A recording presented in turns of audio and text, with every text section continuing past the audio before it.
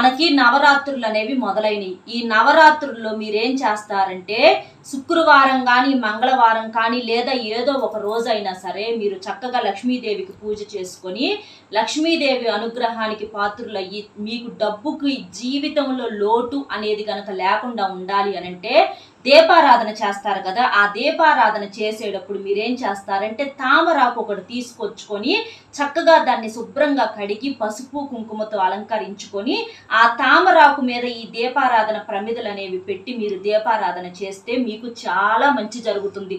లక్ష్మీదేవికి తామరాకు అంటే చాలా ఇష్టం కాబట్టి తామర పూలతో అలాగే తామరాకుతో అంటే కింద పెట్టేసి ప్రమిదలు అలా చేసి మీరు దీపారాధన చేస్తే మీకు చాలా తొందరగా ఐశ్వర్య ప్రాప్తి అనేది కలుగుతుంది. ఒకవేళ తామరాకు దొరక్కపోతే తమలపాకు మీదైనా సరే మీరు చక్కగా ఈ దీపారాధన అనేది చేసుకోవచ్చు.